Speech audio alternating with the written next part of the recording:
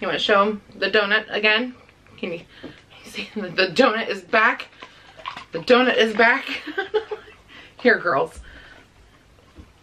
So welcome back, everybody. So I've got some stuff to rant about, I guess, today, and also some updates again on why the donut is back again on Mr. Man. I know a lot of people on my channel have complained for a long time about, you know, the veterinary industry and, you know, all the issues they're having lately, and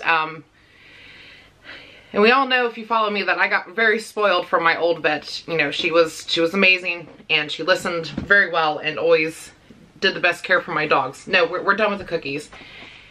And I tried to be very understanding when it comes to the medical industry, or should I say veterinary industry, whatever, you know what I mean, for our pets, because, you know, I've worked in that industry before, so I definitely have sympathy for what, you know, the vet techs and assistants go through and all that other fun jazz. Let me focus on the rant. We'll get back to the cookies in a minute. And I know nowadays, especially nowadays, you know, not just with the veterinary industry, but, you know, the human medical industry, we're all, you know, setting up appointments and then getting there and waiting literally an hour to be seen, if not more. There's mix-ups happening all the time, like, which I don't understand. I just don't understand some things. Like, I don't understand when I schedule something and they don't have me in the system, or, you know, I request a certain doctor and I never get that certain doctor, and the price is, my God, the price on vet care right now is just insane. And I do understand, you know, everything's going up. I mean, we're all experiencing this, but I've literally watched the office visit charge go up 4 times in the past 2 years. And, you know, I go to the vet a lot, not just because I have 10 animals, because, you know, some animals, like Mr. Sully, just need to, just are extra special and need to go a little bit more often than I care to go. But the pricing is just insane. Like, especially the medicine costs, like, my God, I can't handle it. I'm like one disaster away from losing a baby because I'm not going to be able to afford something, you know, like it's just one of those situations. And I know everybody's in the same boat. And again, I really do try to have, like, you know, compassion and empathy for those people working, because, you know, I know a lot of people are leaving the veterinary field. Like, they're leaving in droves, you know. It's like, I think every medical profession, their lack of staff, and there's plenty of reasons why there's lack of staff, you know, like they're either being underpaid, there's, you know, just how they're being treated by, you know, well, not me, I don't treat them like crap, but, you know, the way they get treated sometimes, and it just, you know, there's a slew of other reasons that I'm not going to get into. So I know why there is a shortage of staff, but it's like, the staff that is there, this is my biggest, I guess, complaint and bitch right now, is I get that you can get burnout, but what I don't understand is why they're not listening to us as pet parents. So we know Mr. Man goes into the vet office a lot, not just for his ear infections, but for, you know, other things as well. You know, you've heard me say before, cattle dogs don't have brakes, and sometimes when they don't use their brakes, they can injure themselves. You know, I've had that happen before on my dogs, where, you know, they injure themselves somehow by going too fast and things like that. Sully seems to do it way more often than I like. And when I talk about how they're not listening to us, the most recent example was, actually, I've got a few examples. So I took him in a while back for an injury because, you know, Sully, he sliced his leg open and had to get stitches. He sliced his back open. Thankfully, I didn't have to go get stitches for that because he slid under the fence trying to get his chucket that went over. You know, he's always doing weird stuff like that. So I took him in recently for when he got an injury to his face, but I was also concerned about an ear infection. So Sully gets ear infections, it seems like, when, you know, he plays too much with water. And I was telling this vet, again, it's not the one that I like seeing, like, they keep giving me the veterinarians that just kind of frustrate me, and this is why they frustrate me. I told her I wanted her to check him for an ear infection. Her response to me was, Well, his injury's fine, and since I don't see him shaking his head or doing any signs, I don't feel the need to check it. I was freaking livid when she said that to me, because it's like, I don't care what you see. I, as the mother, can tell you what I see, because he's been shaking his head. And not only does Sully shake his head when he has an ear infection, he yawns a lot and he lip licks a lot. Like, it definitely causes him an anxious mood. It causes him to be a little bitchy.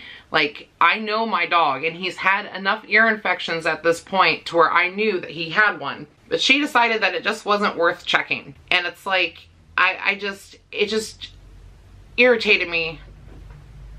It was more than irritation. I was pissed off, because it's like, you are not listening to what I'm telling you.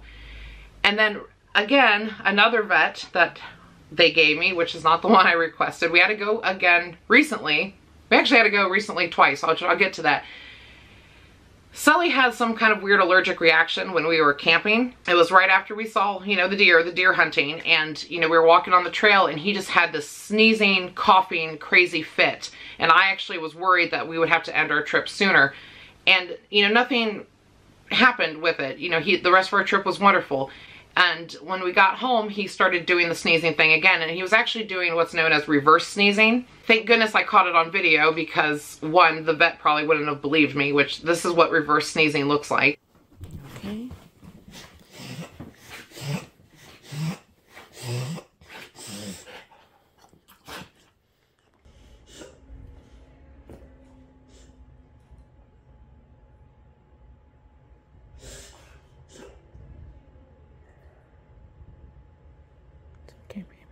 So it's definitely like a coughy sneeze thing. You can, it looks like they're going to upchuck, but they're not going to upchuck kind of thing. But I'm glad I had that video, because again, you know, why he was at the vet office. Oh, well, we don't see anything. It's like, I don't care what you see. I want you to listen to what I'm telling you I see. Like, that's driving me absolutely insane. So we ended up giving him an allergy shot and stuff. And the thing that drove me nuts about this vet was she was really pushing, again, for me to put him on a prescription diet. And this is the same vet that back when Sully had his squeaker issue was pushing for me to put him on a prescription diet. She was constantly telling me that, oh, he probably is allergic to this and that, and he needs to be on that, what is it, the hydrolyzed protein diet. You know, all this, you know, whatever, crap diets that, when I know it's not that. If the dog has never had a weird sneezing reaction like that before, why would it be the food? Why would it be something that started exactly at a certain moment at camp and has progressively gotten worse since then, versus, like, it drives me nuts. It drives me nuts that they're not listening. And I also just wanted to add that at this vet appointment with the allergy thing, I was very pushy about them checking his ears for that ear infection. And guess what? Dr. Healer Mama was correct again. He did have an ear infection, which means he was probably suffering from that ear infection for at least, I don't know, like a month or 2 months, however long it was in between both vet visits. Sit your butt down, sir. Sit down. There you go. You can have the cookie now. Say, I get all the cookies because I'm adorable.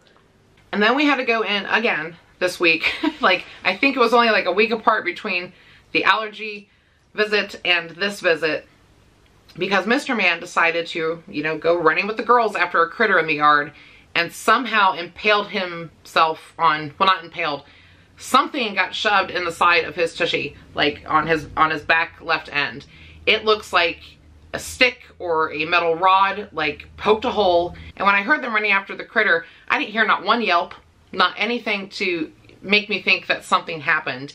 And he started walking back to the back porch very slowly, and he was grabbing at his side, and he grabbed something and then spit it out to the ground.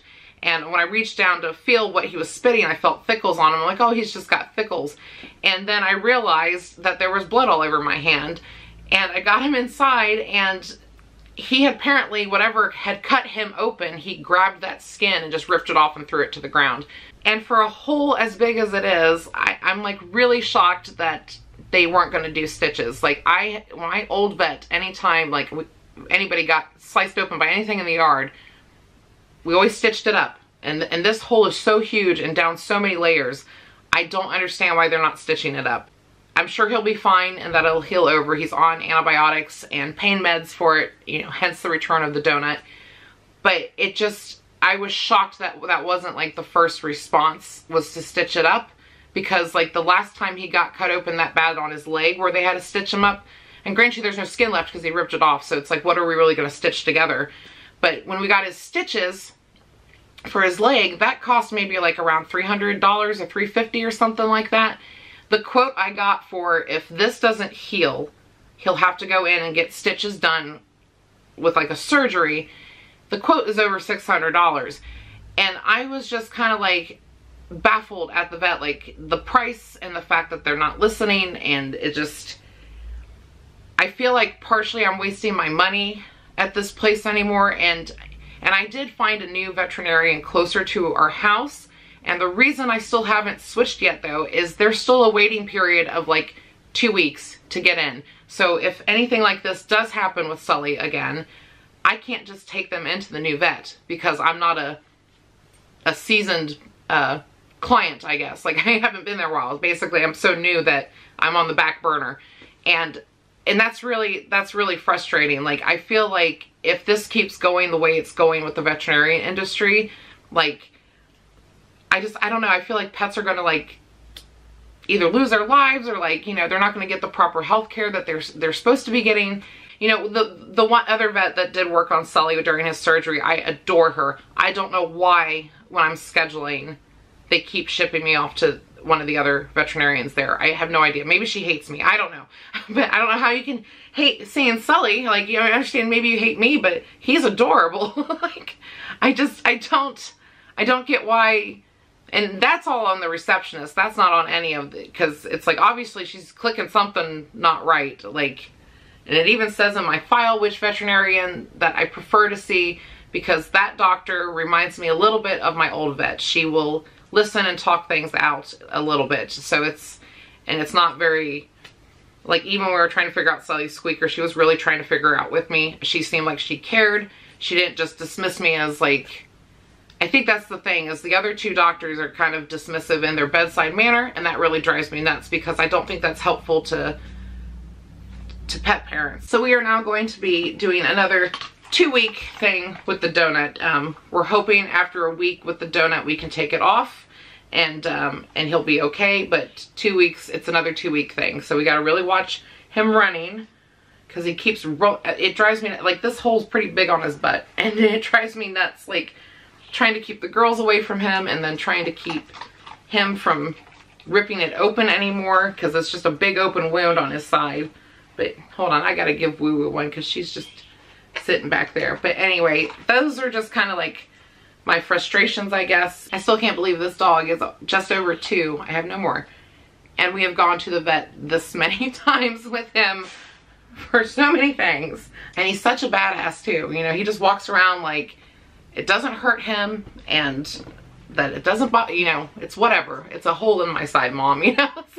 Like, I just wish things would start to get back to normal, something better. Like, I don't even care about the price at this point. We're all screwed on price stuff. Like, I want that, like, I don't know, that relationship between doctor and patient type thing. Of course, I'm not even getting that on my stuff.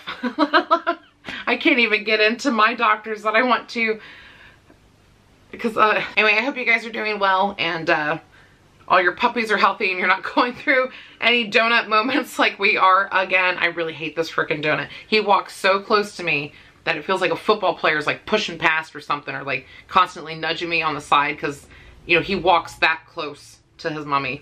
But yeah, hope you guys are good, and yeah, thanks for listening to my little rant about the vet stuff. And yeah, anyway, take care everyone, and we'll see you in the next one. Bye.